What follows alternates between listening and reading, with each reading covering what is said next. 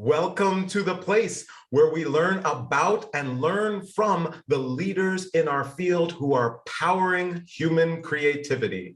I am Aaron Dworkin, and this is Arts Engines.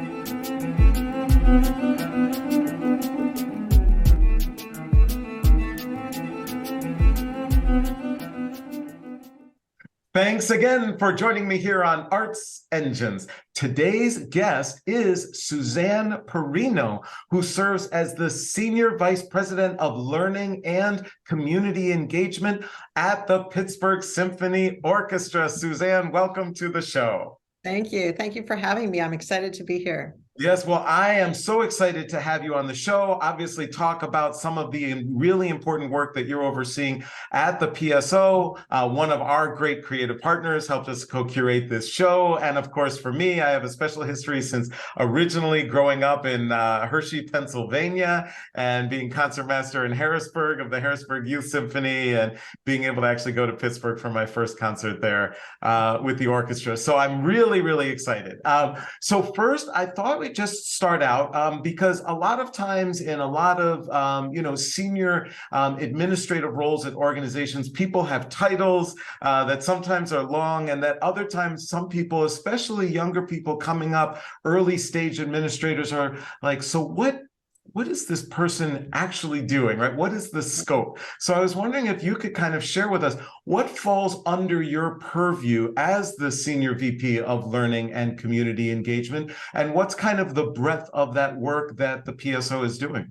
Yeah, well, it's a really great question because to me, it feels like a lot, like everything falls under that title, because we're trying to make connections all the time to the community and to people coming into the hall, and through music as well as other means. So I handle all of the learning programs from pre-K through adult and seniors, and as well as the community work. So that means that we have programs here at Heinz Hall in downtown Pittsburgh for families, young people, students, all different types of learners. And let's say it's across a lifetime. So lifetime learners across that whole lifespan that we hope to reach, coming here to Heinz Hall and building those pre-concert, pre-visit experiences. So there is an expectation before you even get to the hall of what you're going to hear, what you're going to learn about.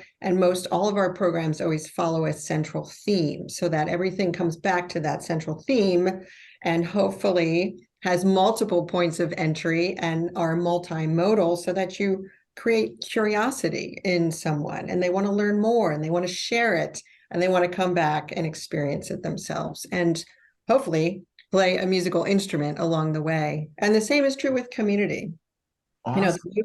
The most important thing about working with community is listening to the community and hearing what is important to them right now and how we can serve as a partner and collaborator in helping achieve certain objectives through music and interaction. Absolutely, and it's such important work, and I'm curious, and especially for some of the other leaders who are watching the show, are there any kind of either guiding principles or kind of fundamental approaches that you take, whether it relates to the engagement, the community piece, or the learning piece? Are there some cornerstones that you're like, whatever it is that you're doing, you kind of run it by these tests to make sure that these guideposts are kind of being followed? Yeah, sure. So creating meaningful programming is not easy. It's difficult because it takes a back and forth and listening and understanding, and truly engaging people so that they have a more transformative experience. Not just, hey, we're coming to your community, come out and buy a ticket and watch us. No, it's, why are you going to that community? Who else is involved with you in programming? And what's, are they inviting you there? What's really important about this theme or this central objective that you're working with the community to help grow both organizations over that period of time. So we test is it important to them, right? To the partners? How are we engaging the audiences? What does the audience want? What's their needs? What are their preferences? And how do we create that curiosity? And if it's not about the audience, if it's not about the partner, then we're probably doing it wrong, right? We're bringing our expertise and our artistry and our resources and assets, many, many, many assets, some tangible, some intangible, to this partnership. But ultimately, it's about the other partner or audience or individual. And of course, a key way that it seems like the PSO is becoming more inclusive is your relationship with the disability community. And just wondering if you could talk a little bit more about that community in Pittsburgh and this work that you're doing. Sure. Well, I would say that we became very aware of this 13% of the population, 13 to 20% of the population that does have a disability or would self-identify as having a disability.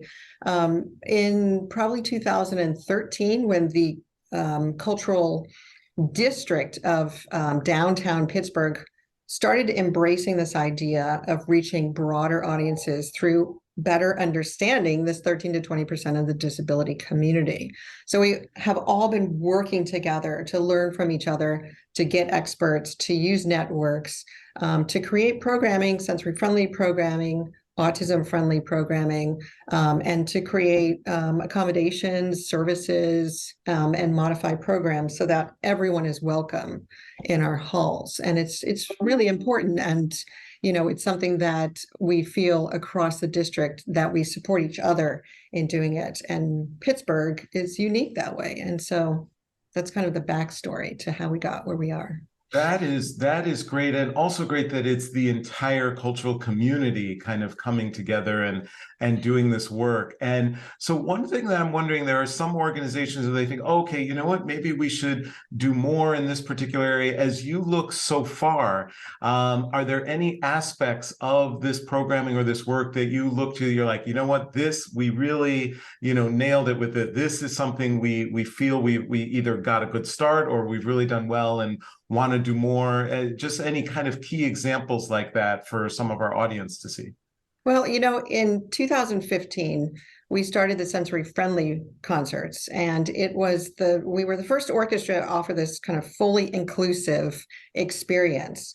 The sensory friendly concerts, and what I would consider a real success, is really about creating an environment that is welcoming, inclusive, non-judgmental for all different types of people, right? So you're creating the environment so anyone coming into your hall feels like they're in a safe space and they can freely express themselves however they want to express themselves.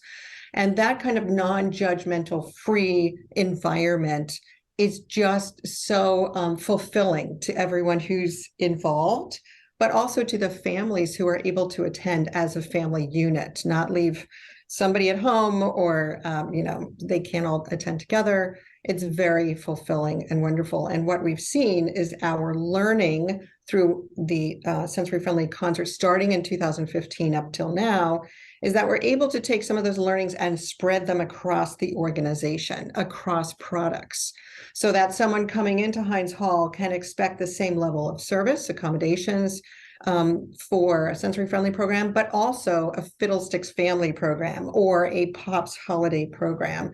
And we're doing that in a broader kind of mission to become more universally accessible, so that you don't have to come into the hall and say, I really could use hearing assistance. You turn on your T-coil, the hearing loop is already installed in the walls. You just have to make sure you're connected and you have hearing assist right there. I really wish I could understand what is being said on stage. Well, we have open captioning, so you can actually read the screens on the side, or ASL interpretation, or Braille programs, and accessible bathrooms, accessible doors to get in and out of the hall, that kind of thing.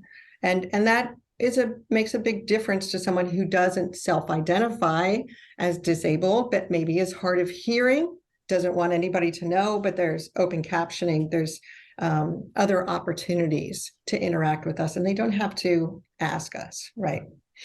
Such important work, and of course, not only increasing just the accessibility of your program, but I think really deepening the experience for those who are accessing it. Such important work, and of course, now other orchestras certainly following in your footsteps and following that lead, which I think is so important to have this really expand throughout the field. So, unfortunately, we are just about out of time, but I always like to ask of all of my guests. This type of role, and where you're overseeing such a breadth of ultimately programming and impact, but the people who are carrying all of that out, the teams who are working with you, et cetera, there's got to be some tough days and some days where it's things like, oh, yes, the impact's amazing, but man, this is really tough, whatever I'm going through right now. Where do you turn as a leader for inspiration or for feedback, or that empowers you as a leader? It's funny because there are definitely tough days, and we just came out of, still involved in the COVID struggle. But for me, I'm very lucky because I get to work with people who are impacted by music every single day, whether they're 3 years old or whether they're 103 years old. I get to see that impact, and that makes it all worthwhile. If I step outside of the hall and we're doing programs in libraries with families and kids are up and dancing around and getting excited, I mean, that's where I get my fulfillment, is seeing the impact that we're making on other people. And then also, reaching out to our networks and saying, hey, I've had a really hard day. What was your day like? Anything inspirational? Because we all do have to lean on each other a lot during this time, especially as we're coming back, through this transition. Totally. Suzanne Perrino, you truly are one of the arts engines who is powering human creativity in our world. Thank you so much for being on the show. Thank you. Thank you for having me. Very excited.